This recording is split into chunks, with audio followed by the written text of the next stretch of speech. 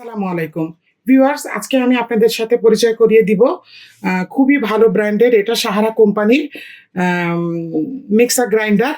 এখানে মোট 4টা জার আছে। একটা আপনি ভেজা কাজ করতে পারবেন, এটাতে আপনি শুকনো ভেজা দুটোই করতে পারবেন, এটাতে আপনি জুস করতে পারবেন, আর এটাতে আপনি কাঁচামরিচ, ছোট অল্প পেঁয়াজ এবং গরম মশলা গ্রাইন্ড করতে পারবেন। তো আমি একটা একটা করে দেখাচ্ছি। এটা হচ্ছে আপনার আদা রসুন পেস্ট করতে পারবেন, পেঁয়াজ, আপনার কোনো রকম যদি আপনি জুস করতে চান তাও পারবেন আপনি, কিন্তু এটা যেহেতু আদা রসুনের একটা স্মেল থাকে সেহেতু এখানে খালি আদা রসুন, পেঁয়াজ এবং নারকেল আপনার একটু ব্লেন্ড করলেন, এগুলো আপনি করতে পারবেন। এটা লক করে রাখবেন এবং খুবই সুন্দর করে পরিষ্কার করে ধুয়ে রাখবেন। এটা 750 ওয়াটের, এখানে লেখাই আছে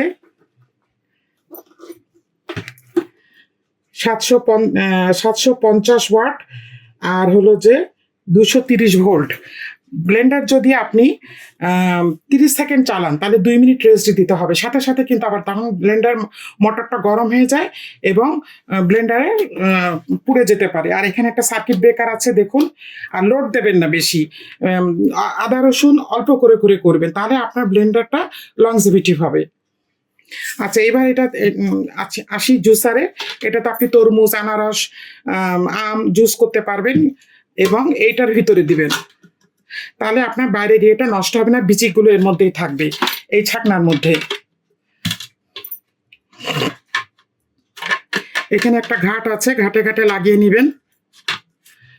আচ্ছা, আর ব্লেন্ডার কিন্তু আর একটা সমস্যা হয় যে এইটার সাথে এখানে একটা ঘাট আছে, এটা মিলিয়ে নেবেন, নাহলে হয় কি আপনি ব্লেন্ডারটা আপনি লক করলেন কিন্তু উল্টো জায়গায় লক হলো, তখন হবে কি আপনার খুলতে আর পারবেন না, তখন দেখা যাবে মাথা নষ্ট হয়ে যাবে,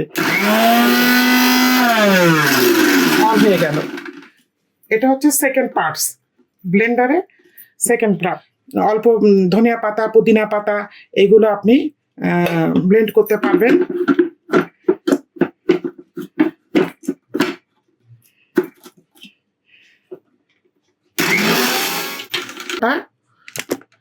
দেখুন, এটাও আমি অন করে দেখাচ্ছি। এই যে একটা, দুটো, তিনটা, আর এই ছোট একটা, 4টা। ভিউয়ার্স, আজ এই পর্যন্তই। আল্লাহ হাফেজ।